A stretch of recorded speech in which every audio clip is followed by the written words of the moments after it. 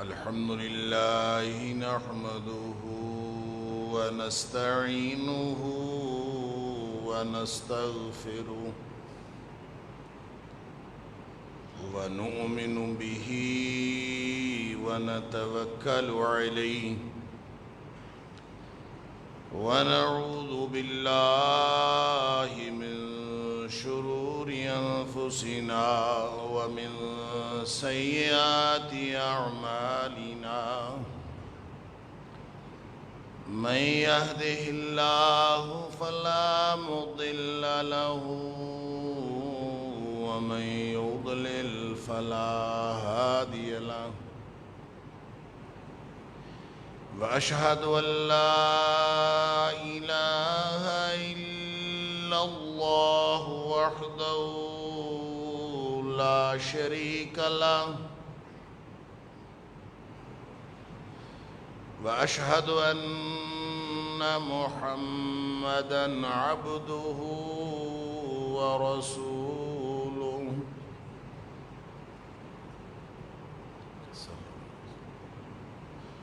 أرسله بالحق بشيرا ونذيرا بين يدي الساعة فمن يطع الله ورسوله فقد رشد واهتدى ومن يعص الله ورسوله فقد ضل وغوى فإنه لا يضر إلا نفسه ولا يضر الله شيئا نسأل الله ربنا أن يجعلنا ممن يطيعه ويطيع رسوله ويتبع رضوانه ويجتنب سخطه فإنما نحن به وله أما بعد فإن خير الحديث كتاب الله وخير الهدي هدي محمد صلى الله عليه وآله وسلم وشر الأمور محدثاتها وكل محدثة بدعة وكل بدعة ضلالة وكل ضلالة في النار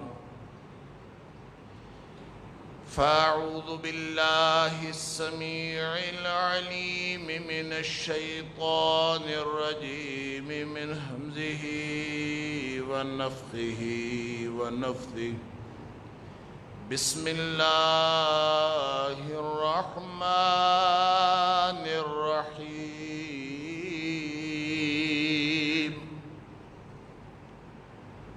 شهر رمضان الذي أنزل فيه القرآن هدى للناس وبينات من الهدى والفرقان فمن شهد منكم الشهر فليصمه ومن كان مريضا أو على سفر فعدة من أيام أخر يريد الله بكم اليسر ولا يريد بكم العسر ولتكملوا العدة ولتكبروا الله على ما هداكم ولعلكم تشكرون رمضان کا مہینہ وہ مہینہ ہے جس میں قرآن نازل کیا گیا، اور قرآن لوگوں کے لیے ہدایت، اور اس میں لوگوں کے لیے ہدایت اور حق اور باطل میں فرق کر دینے والے کھلے نشانات، واضح نشانیاں موجود ہیں۔ بس تم میں سے جو کوئی اس مہینے کو پا لے اس کو چاہیے کہ وہ اس مہینے کے روزے رکھے۔ ہاں البتہ کوئی مریض ہو یا سفر میں ہو تو وہ دوسرے دنوں میں گنتی پوری کر سکتا ہے۔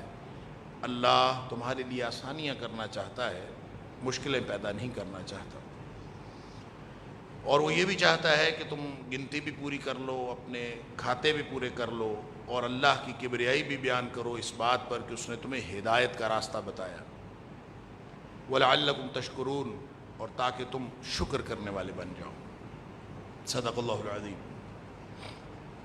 اللہ نے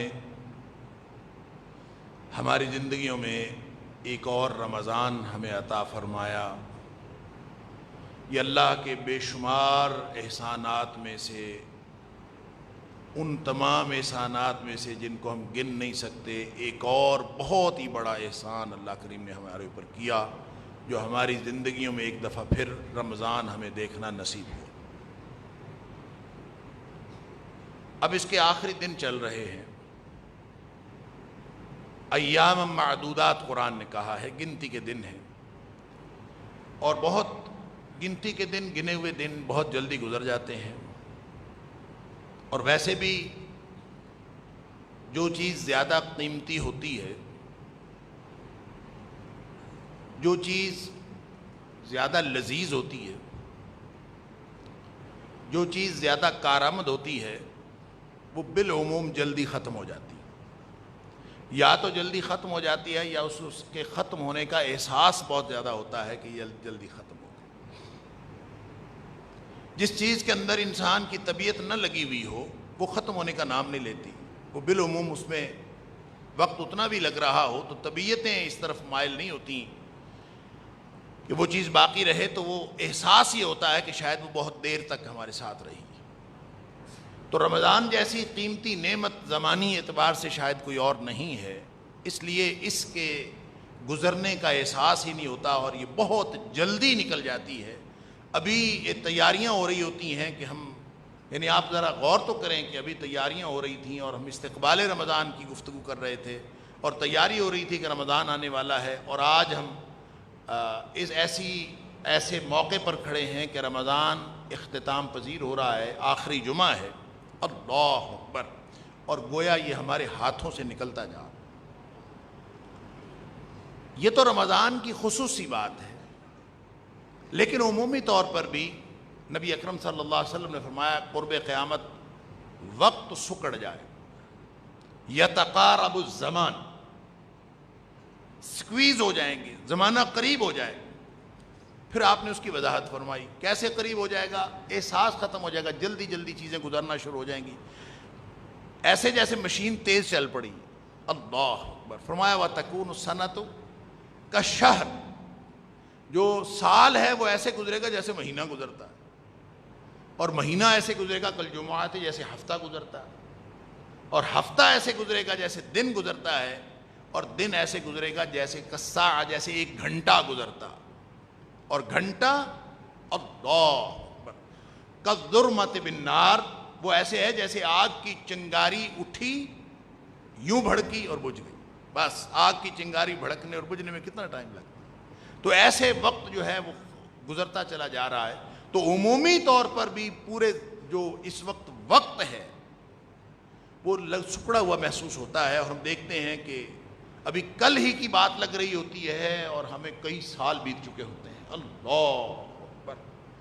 اور شاید یہ وقت کا یہی وہ احساس ہے، بلکہ یقیناً جس کو اللہ کریم نے فرمایا ہے کہ جن لوگوں کے دنیا میں کیے ہوئے اعمال ہیں وہ ورتھ وائل ہوں گے، ان لمحات سے جنہوں نے فائدہ اٹھا لیا ہوگا، جن کے یہ لمحات جو بہت تیزی سے گزرتے ہوئے لمحات ہیں، جنہوں نے اس سے فائدہ اٹھا لیا ہوگا، وہ تو قیامت والے دن وہ اس کے اثرات کو محسوس کریں گے، تو ان کو یہ لمحات رہتی دنیا تک کے لیے باقی رہتے ہوئے محسوس ہوں گے کہ وہ لمحات جو ہم نے دنیا میں گزارے انہی کی بنیاد پر ہمیں جنت عطا ہوئی، انہی کی بنیاد پر ہمارا مستقبل ٹھیک ہوا، ہماری آخرت ٹھیک ہوئی، لہٰذا وہ ان کے اثرات سے ہمیشہ مستفید ہوتے رہیں گے، لہٰذا ان کو تو یہ احساس نہیں ہوگا۔ لیکن جو لوگ ان لمحات کو ضائع کر بیٹھے وہ تو یقیناً قیامت والے دن کہیں گے کأنہم یوم یرونہا لم یلبثوا الا عشیۃ او ضحاہا، اللہ اکبر، کہ دن کا یا تو کچھ حصہ رہے ہیں دنیا میں، چاہے 100 سال زندگی گزاری، ایسے لگے گا تھوڑا سا عرصہ وہاں رہے ہیں۔ کیوں؟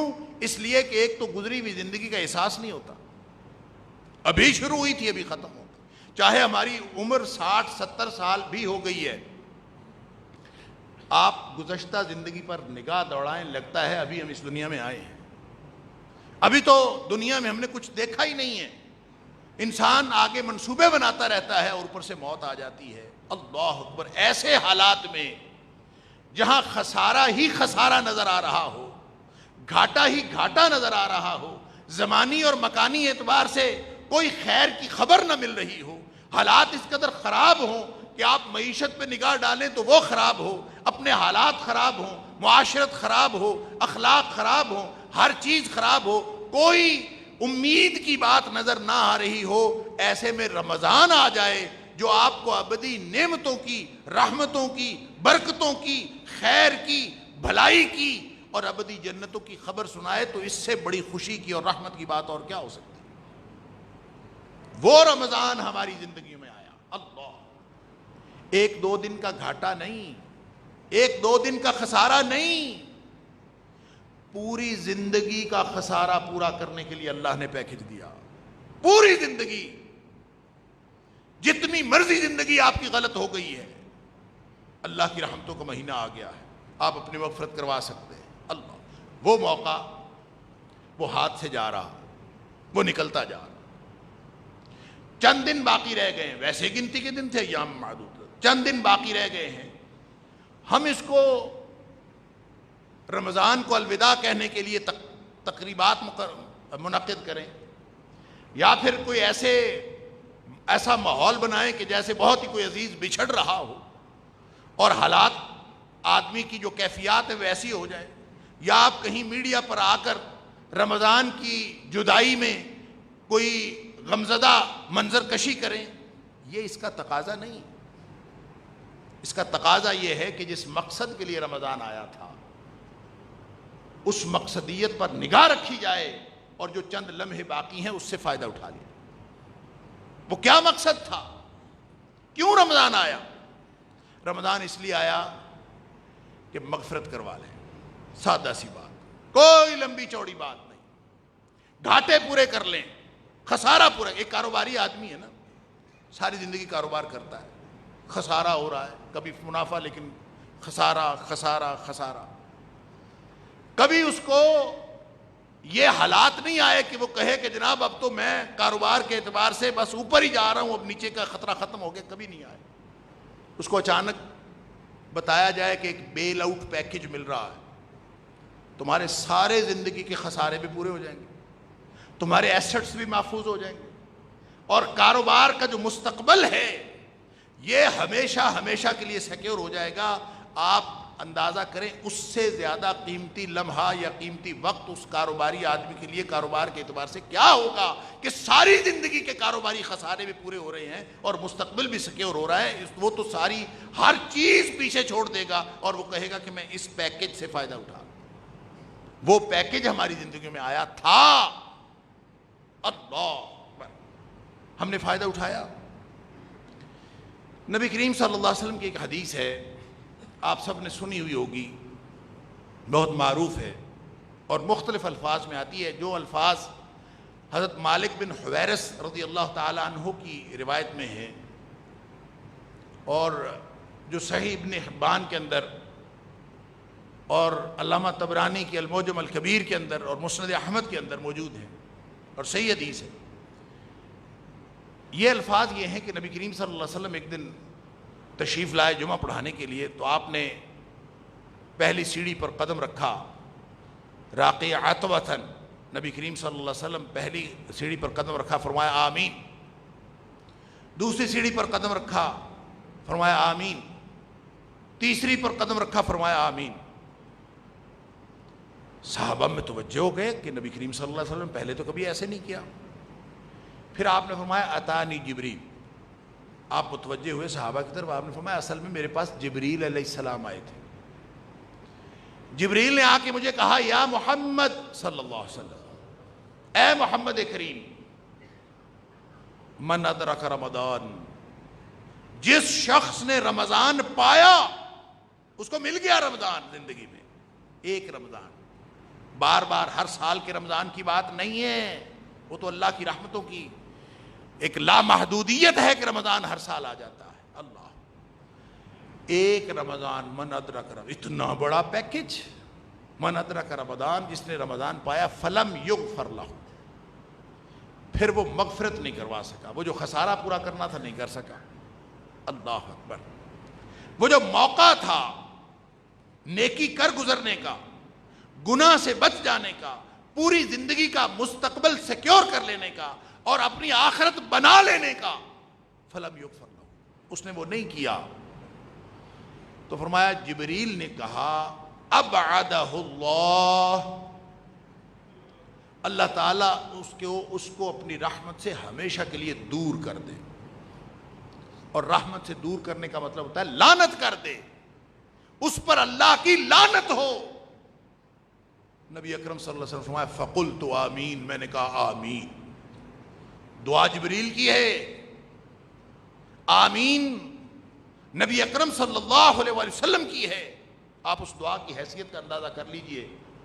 پھر دوسری دعا اس نے یہ مانگی کہ جس شخص کو والدین ملیں اور بڑھاپے کی حالت میں، اور وہ ان دونوں کی خدمت کا موقع حاصل ہونے کے باوجود دخل النار، پھر بھی جہنمی رہ گیا، ابعدہ اللہ، اس پر بھی اللہ کی لعنت۔ قلت آمین، میں نے کہا آمین۔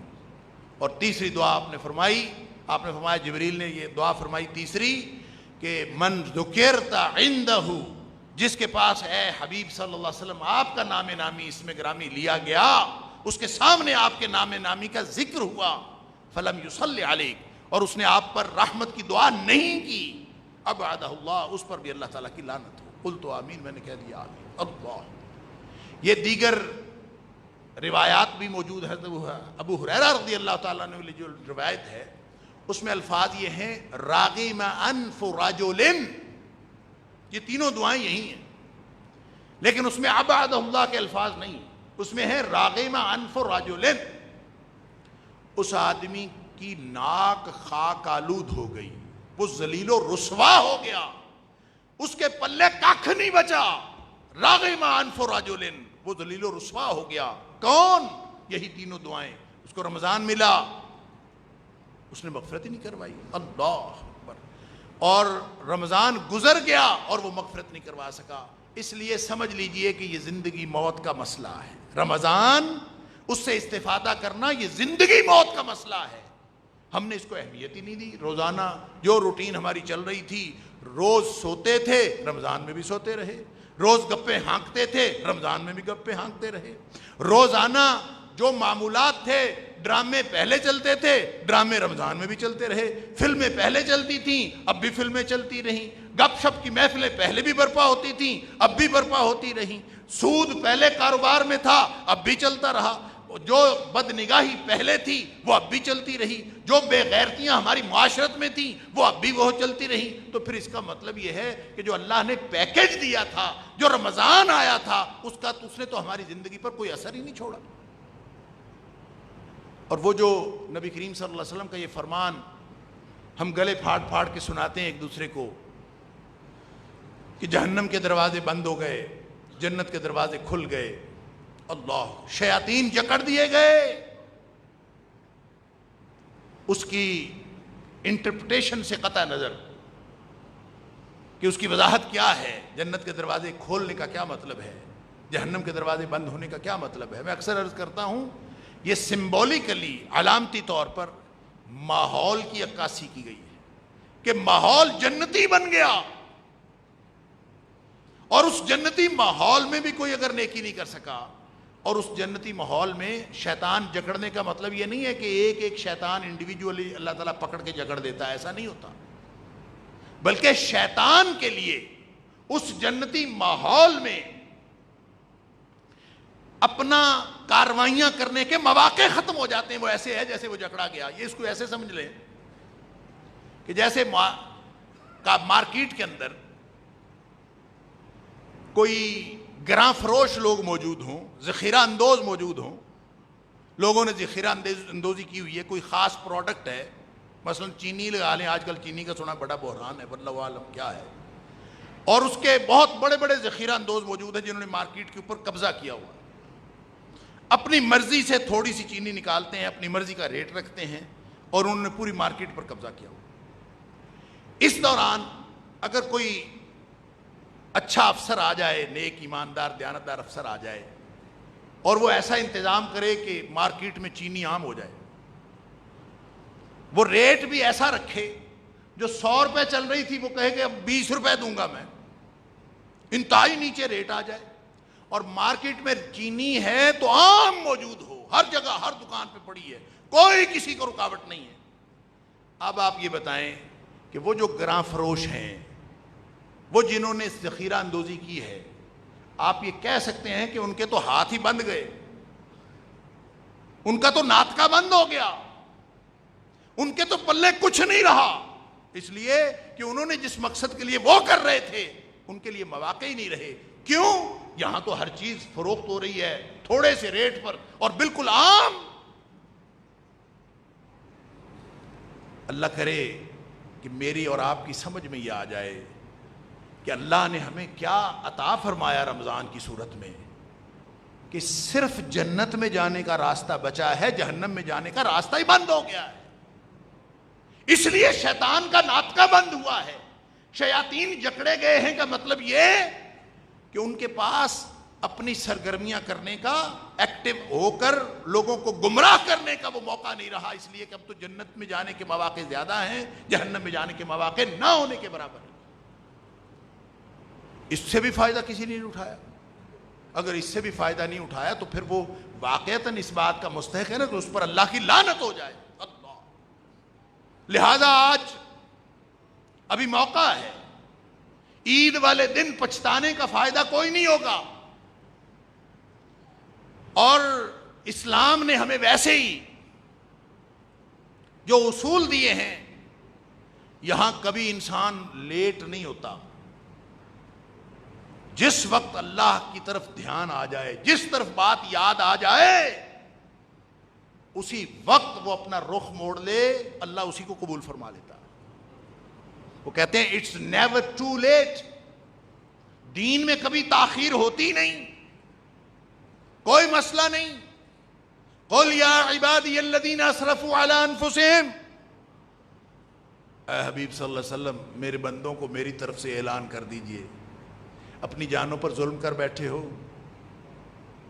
خسارے اور دنیا آخرت کے نقصانات سمیٹ بیٹھے ہو، خیر کے مواقع ضائع کر بیٹھے ہو، اپنی جانوں پر ظلم کر بیٹھے ہو، زندگی ضائع کر بیٹھے ہو، شباب خراب کر بیٹھے ہو، رمضان ضائع کر بیٹھے ہو، لا تقنطوا من رحمت اللہ. اگر تم موجود ہو نا، زندگی کی ایک سانس بھی باقی ہے، تو اللہ کی رحمت سے مایوسی کی کوئی بات نہیں. آج بھی اس لمحے آپ اس سے فائدہ اٹھا سکتے. اور ویسے بھی آخر آیا ہے نا، رمضان کا ختم تو نہیں ہوا، اور جو آخر ہوتا ہے انما الاعمال بالخواتیم، نبی اکرم صلی اللہ علیہ وسلم نے فرمایا اصل عمل جو گنا جاتا ہے تو وہ تو یہی ہے کہ آخر پہ کیا تھا. مقابلہ ہوتا ہے نا، مسابقت، دوڑ لگ رہی ہے، کوئی پیچھے ہو کوئی آگے ہو، مقابلہ چل رہا ہوتا ہے. جب وہ آخری لائن آتی ہے نا، فنیشنگ لائن، وہاں فیصلہ ہوتا ہے کون آگے اور کون پیچھے. بس وہاں زور لگا دے پورا. نبی اکرم صلی اللہ علیہ وسلم حدیث قدسی ہے کہ ساری زندگی انسان، ساری زندگی جہنمیوں جیسے عمل کرتا رہتا ہے، لیکن جب اس کا موت سے ایک بالشت فاصلہ رہ جاتا ہے، فَيَعْمَلُ بِعَمَلِ أَهْلِ الْجَنَّةِ، اور جنتیوں کے سے کام کرنا شروع کر دیتا ہے. پھر وہ فوت ہوتا ہے تو اللہ تعالیٰ اس کو جنت عطا فرما دیتا۔ آخر پھر نبی پاک صلی اللہ علیہ وسلم کا یہ فرمان، من کان آخر کلامہ لا الہ الا اللہ، جس نے ساری زندگی جتنی مرضی کھے کھائی، جتنی مرضی عقیدے کی خرابی رہی، جتنے مرضی اعمال خراب رہے، لیکن وہ مرا توحید پر، مرتے وقت اس کا کلام کیا تھا؟ لا الہ الا اللہ، اللہ کے علاوہ میں کسی کو اپنا معبود نہیں سمجھتا، اسی فکر پر، اسی سوچ پر، اسی عقیدے پر وہ مرا، تو فرمایا داخل الجنہ، وہ جنت میں چلا جائے۔ تو رمضان کا آخر آ گیا ہے تو کیا حرج ہے؟ ابھی بھی کچھ نہیں بگڑا، ابھی بھی موقع موجود ہے، سانس چل رہی ہے، اللہ کا شکر ہے سانس چل رہی ہے، تندرستی موجود ہے، اللہ کا شکر ہے تندرستی موجود ہے۔ اللہ نے چند دن گنتی کے باقی ہیں، آج 24واں روزہ ہے، 24واں، تو باقی 5 دن تو کنفرم پڑے ہیں۔ اللہ کرے ہماری زندگی بھی باقی ہو، اللہ کرے ہماری زندگی باقی ہو، 6 دن بھی ہو سکتے ہیں، یہ 5 یا 6 دن اگر اس سے فائدہ اٹھا لیا جائے تو کیا خیال ہے؟ 3 باتیں جو میرا خیال ہے کہ کتاب و سنت سے ہم دیکھتے ہیں، جو قرآن کے ساتھ تعلق، نماز کے ساتھ تعلق، نبی کریم صلی اللہ علیہ وسلم کے ساتھ تعلق، اللہ کے ساتھ تعلق، 3 پہلو ہیں زندگی کے جن میں فرق پڑنا چاہیے رمضان کے ساتھ۔ اگر اس میں فرق نہیں پڑا تو پھر اللہ تعالیٰ معاف فرمائے، ہم پھر اللہ نخواستہ انہی لوگوں میں ہیں جن کے بارے میں نبی کریم صلی اللہ علیہ وسلم نے آمین کہہ دی تھی۔ اللہ تعالیٰ معاف فرمائے۔ اس لعنت سے بچنے کے لیے کم از کم 3 پیرامیٹرز ایسے ہیں کہ ہم اپنا تعلق دیکھیں کہ کیا رمضان میں اس سے فرق پڑا۔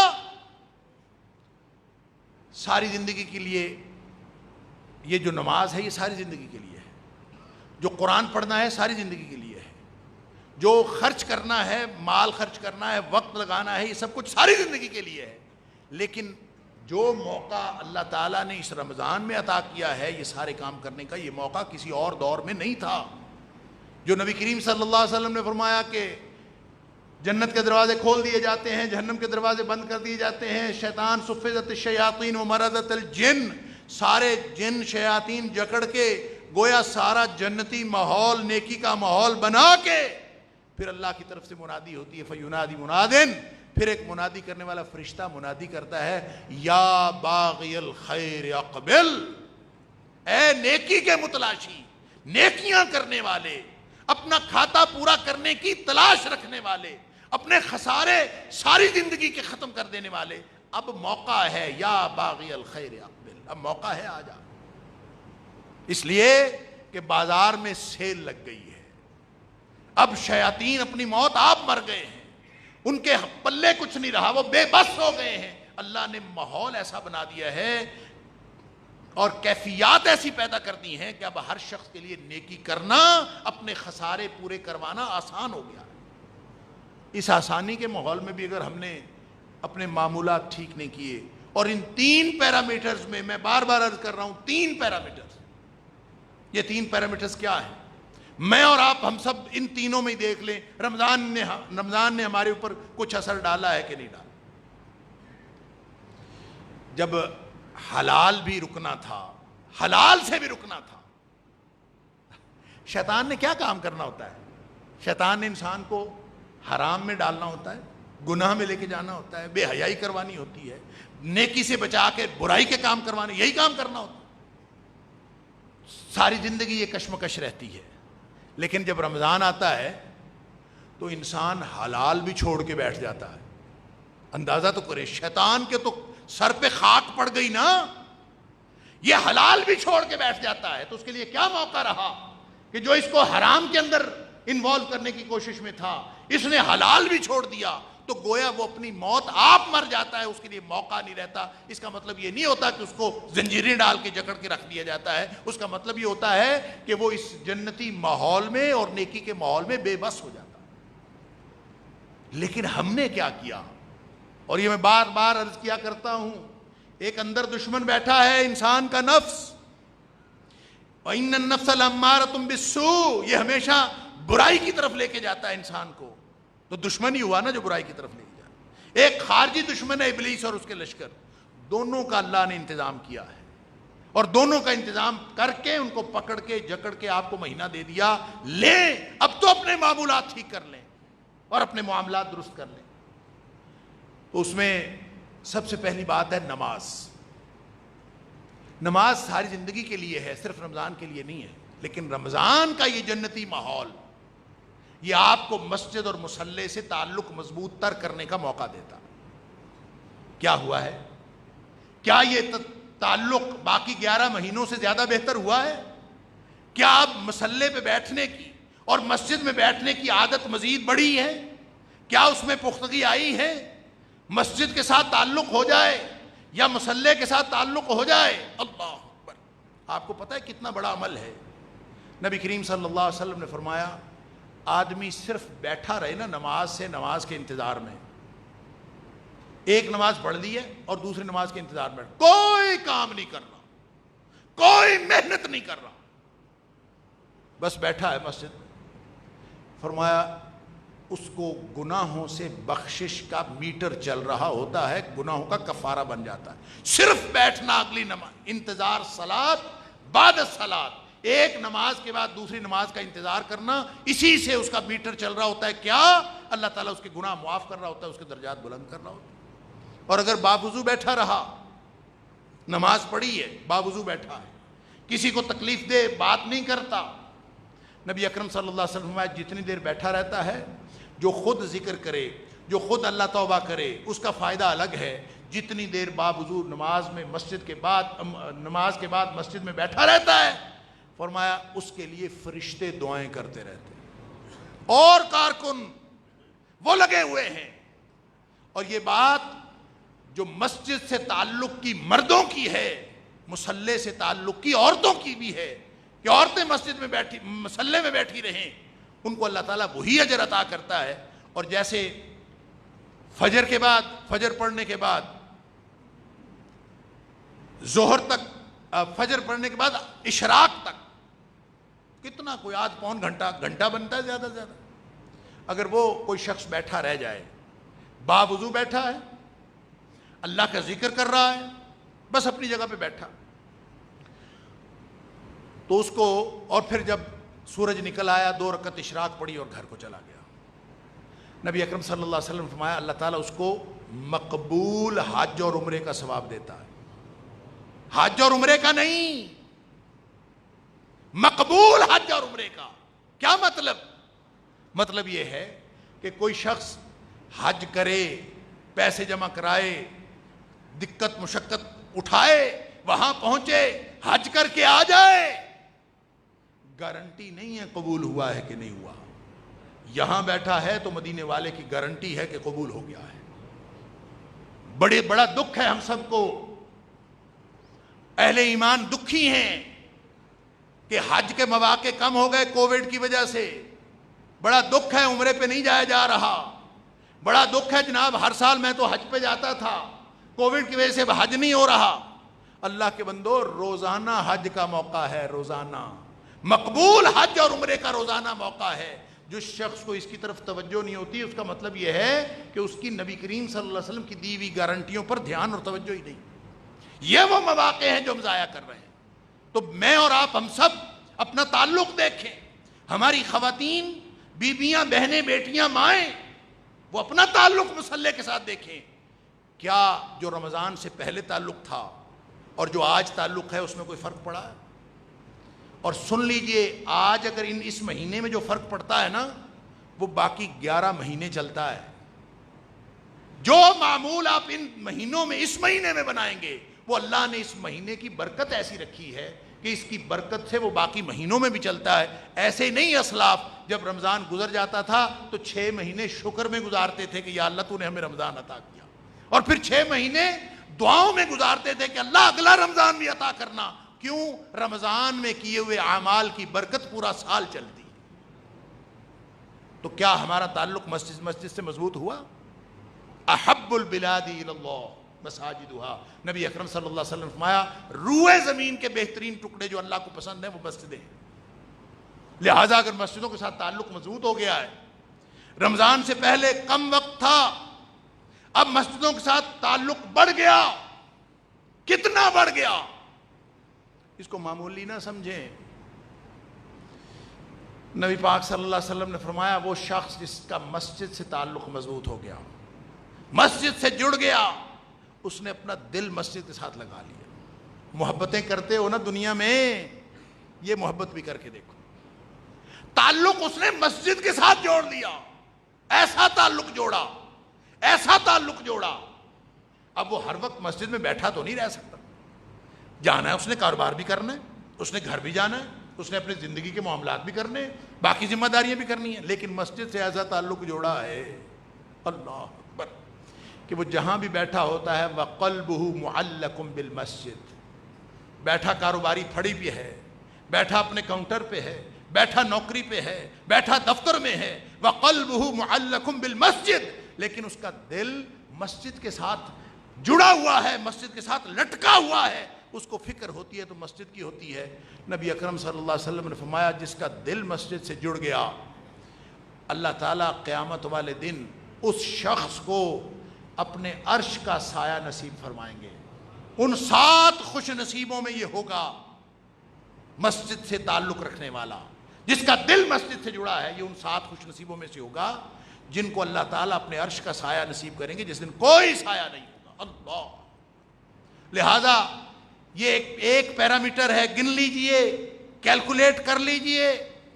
مسجد سے مصلے سے تعلق بن گیا ہے، پہلے سے مضبوط ہو گیا ہے، تو انشاءاللہ یہ برکت بعد میں بھی جاری رہے گی. اور اس کا مطلب صرف یہ ہے کہ صرف نمازیں فرض نہیں بلکہ نوافل بھی. ادھر موقع ملا 2 رکعت نفل، ادھر موقع ملا 2 رکعت نفل. مصلے سے تعلق، مسجد سے تعلق، جڑے رہو. اگر یہ تعلق بہتر ہوا ہے تو رمضان سے استفادے کا ایک پیرامیٹر، ایک پیمانہ یہ ہے کہ میں اور آپ اپنے آپ کو جانچیں کہ کیا ہم نے رمضان سے استفادہ کیا. نہیں کیا تو بھائیوں 5 یا 6 دن ابھی باقی ہیں، دیر نہیں ہوئی. اب بنا لیجئے مسجد سے تعلق. اب ساری اپنی جو ترجیحات ہیں ان کی لسٹ دوبارہ بنا لیجئے، پہلے نمبر پر مسجد اور مصلے کو رکھ لیجئے. دوسرا پیرامیٹر، دوسرا پیمانہ قرآن ہے. یہ رمضان قرآن کا مہینہ ہے، ساری زندگی قرآن پڑھنا فرض ہے، قرآن کو اپنی زندگی میں داخل کرنا فرض ہے. اس کے 5 حقوق ہیں، 5 حقوق ادا کرنا فرض ہے. لیکن رمضان قرآن سے تعلق مضبوط کرنے کا مہینہ ہوا مضبوط. کیسے پتہ چلے گا؟ پہلے 1 پارہ پڑھتا تھا روزانہ، اب 2 پارے پڑھنا شروع ہو گیا ہے. پہلے 2 پارے پڑھتا تھا، اب 4 پارے شروع ہو گئے. تعلق کیسے بنا؟ پہلے قرآن سوچ سمجھ کے پڑھنے کی عادت نہیں تھی، آج سوچ سمجھ کر پڑھنے کی عادت بنا لی ہے. کیا فرق پڑا ہے؟ اگر قرآن کے ساتھ تعلق میں فرق نہیں پڑا تو پتہ چلا کہ رمضان تو ضائع ہو گیا ہے. اگر مسجد مصلے سے تعلق نہیں بنا تو رمضان نے فائدہ نہیں دیا. اگر قرآن سے تعلق مضبوط نہیں ہوا تو رمضان کا کوئی فائدہ نہیں ہوا. دیکھ لیجئے. لہٰذا میں سجیسٹ کرتا ہوں ایک بات، دیکھیں جتنا آپ قرآن کو اپنے قریب کریں گے، جتنا قرآن کے ساتھ جڑتے چلے جائیں گے، قرآن اپنا آپ کے لیے آسان کرتا چلا جائے.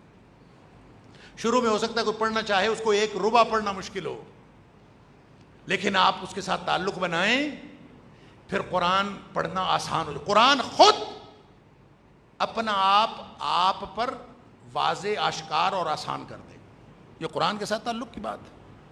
وہ ہمارے ایک دوست ہیں، وہ کہا کرتے ہیں جو حفاظ ہے نا، یہ جو 5 پارے کا سٹیپ ہے نا، یہ بڑا مشکل سٹیپ ہے. 5 پارے تک حفظ قرآن بہت مشکل ہوتا ہے.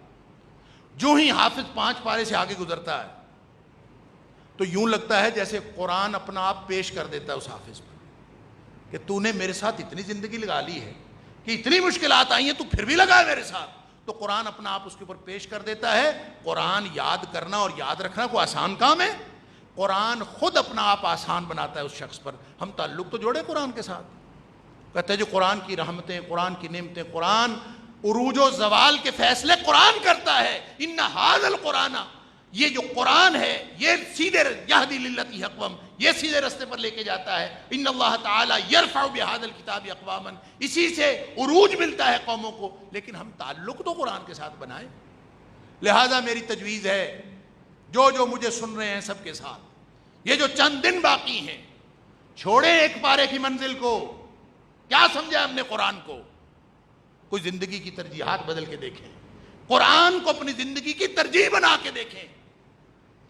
آج کے بعد دیکھیں 5 دن ہیں، اگر 5 دن ہیں تو ان 5 دنوں میں مکمل قرآن پڑھنے کا پلان کر لیجئے. جو منزل پہلے چل رہی ہے چلنے دیں. 5 دنوں میں قرآن مکمل کرنا ہے. 6 پارے کی منزل بنے گی ایک دن میں. کوئی لمبا چوڑا کام نہیں ہے. حفاظ 15-20 منٹ میں پڑھ لیتے ہیں، غیر حفاظ کوئی 20 منٹ میں، کوئی 25 منٹ میں پڑھ لیتا ہے. جس کا بہت زیادہ کوئی مسئلہ ہوتا ہے وہ آدھے گھنٹے میں پڑھ لیتا ہے. اس سے زیادہ وقت تو لگتا ہی نہیں ایک پارے پر. تو 5 پارے اگر ہم نے پڑھنے ہو تو کتنا ٹائم لگتا ہے؟ 2.5 گھنٹے. 2.5 گھنٹے جو بندہ رمضان میں قرآن کو نہیں دے سکتا 24 گھنٹوں میں، وہ چھلانگے کیوں لگاتا ہے کہ مجھے اللہ نے رمضان عطا کیا؟ وہ خوشیاں کس بات کی مناتا ہے؟ وہ اتراتا کس بات پر ہے کہ مجھے اللہ نے رمضان عطا کیا ہے؟ جو 2.5 گھنٹے نہیں دے سکتا قرآن کو اپنے پورے 24 گھنٹے کے اسکیجول میں، اتنا فرق نہیں کر سکتا، اس کے اوپر خاک رمضان آیا. لہذا سن لیجئے، آپ اپنے باقی 5-6 دن اس طرح گزار دیں. قرآن ایک دفعہ مکمل کرنا ہے انشاءاللہ. مجھے میرا ایک دوست ملا، پرانی بات ہے، وہ کہتا ہے میں نے اس رمضان میں کوشش یہ کی تھی کہ قرآن کی کوئی آیت اس کا مفہوم سمجھے بغیر میں آگے نہ جاؤں. اور میں نے قرآن کو روزانہ بس 1 پارہ ہی پڑھا، لیکن پڑھا سوچ سمجھ کے. اللہ اکبر.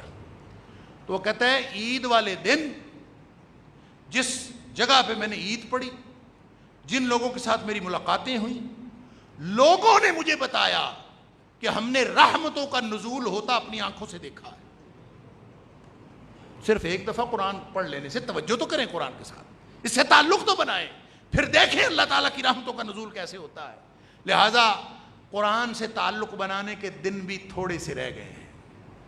یہ دوسرا پیرامیٹر ہے. اگر ہمارا قرآن سے تعلق رمضان سے پہلے اور تھا، آج اور ہے، تو سمجھ لیجئے کہ انشاءاللہ اللہ کے ہاں ہمارا یہ رمضان ہماری مغفرت کا باعث بن چکا ہے. اور ایک آخری بات، وقت ہو گیا، تفصیل کا موقع نہیں ہے. نبی کریم صلی اللہ علیہ وسلم خرچ کرتے تھے، اور اتنا خرچ کرتے تھے کہ صحابہ فرماتے ہیں کہ جیسے تیز آندھی آتی ہے، نبی کریم صلی اللہ علیہ وسلم اس کا صد تیزی سے خرچ کرتے تھے. گویا ہر چیز خرچ کر دیتے تھے. اس میں صرف مال کی بات نہیں ہے، اپنا وقت بھی، اپنا مال بھی، اپنی ہر چیز اللہ کے نام پر لگا دیجیے. اور اگر مال ہے تو بچا کے رکھنے کی کیا ضرورت ہے؟ جب پتہ ہے، کاروباری بندے کو پتہ ہو نا کہ جو میں اس دن سے پہلے لگا دوں گا اس کا منافع 100% ہے، اور جو اس کے بعد ہوگا منافع 10% ہے، تو کاروباری پتہ کیا کرتا ہے؟ وہ 1 روپیہ بھی نہیں بچاتا، بلکہ ادھر ادھر سے بھی کھینچ کے لگا دیتا ہے کہ یقین ہے کہ اس کا 100% منافع ہے. اللہ کے بندو، قرآن نے کہا کہ یہ جو 700 گنا تک اللہ تعالیٰ خرچ کرنے کا اجر دیتا ہے، وہ تو عام اجر ہے. جو اللہ کے رستے میں خرچ کرتے ہیں اس کی مثال اللہ تعالیٰ نے فرمائی، جیسے ایک دانے سے 7 بالیاں اگیں، ہر بالی میں 7 دانے ہوں، 700 گنا تو عمومی گنتی ہے اللہ کی. وَيُضَاعِفُ لِمَن يَشَاءُ، اور جس کو چاہتا ہے اللہ تعالیٰ اس سے بھی زیادہ بڑھا کے دیتا. یہ موقع ہے. لہٰذا اگر یقین ہے اللہ کی تجارت پر، یہ اللہ تعالیٰ کی ڈیل پر یقین ہے، تو میری تجویز ہے کہ اپنا سب کچھ لگا دیجئے. ادھر ادھر سے کونے کھدرے سے بھی پیسے کھینچ کے خرچ کر دیجئے. جو کوئی ضرورت نہیں اکاؤنٹ بیلنس رکھنے کی. بچے گا وہ جو آج خرچ ہو گیا، بچے گا وہ جو پڑا رہ گیا، وہ نہیں بچا. بچا وہ ہے یا ایھا الذین آمنوا اتقوا اللہ ولتنظر نفس ما قدمت لغد. ہر شخص یہ دیکھے کہ اس نے آگے کے لیے کیا بھیجا. لہذا یہ چند دن باقی ہیں. میری تجویز یہ ہے کہ اپنے پاس کچھ بھی نہ رکھیں. اس لیے نہ رکھیں کہ جس اللہ نے پیدا کیا ہے رزق اس نے دینا ہے. ایسے مستقبل کے خطرے میں پڑے پڑے اپنے نیکیوں کا وقت ضائع نہ کریں۔ یہ 3 پیرامیٹرز ہیں۔ اگر خرچ کرنے کی عادت پہلے سے بڑھ گئی ہے، اللہ کے راستے میں خرچ کرنے کے لیے دل میں جو رگ پڑتا تھا، جو کمزوری آتی تھی، جو کنجوسی پیدا ہوتی تھی، وہ ختم ہو گئی یا کم ہو گئی، سمجھ لیجئے رمضان نے فائدہ دے دیا۔ اگر قرآن کے ساتھ وقت گزرنا زیادہ ہو گیا، سمجھ لیجئے رمضان کا فائدہ ہو گیا۔ اگر مصلی پہ اور مسجد میں وقت پہلے سے زیادہ گزرنا شروع ہو گیا، سمجھ لیجئے رمضان کا فائدہ ہو گیا۔ اگر یہ 3 بڑے پیرامیٹرز، یہ 3 بڑے پیمانے، اس میں ہمیں کوئی فرق نہیں پڑا، تو اس کا مطلب ہے رمضان نے تو ہماری زندگی میں کوئی فرق نہیں ڈالا۔ اللہ، ابھی وقت ہے ہم اللہ کے رسول صلی اللہ علیہ وسلم کی اور جبریل امین کی وہ کی ہوئی دعا جو لعنت کی دعا ہے، ہم اس سے بچ جائیں۔ اللہ تعالیٰ مجھے اور آپ کو اپنی رحمتوں کا مستحق بنائے اور اپنی لعنتوں سے محفوظ رکھے۔ وآخر دعوانا الحمدللہ۔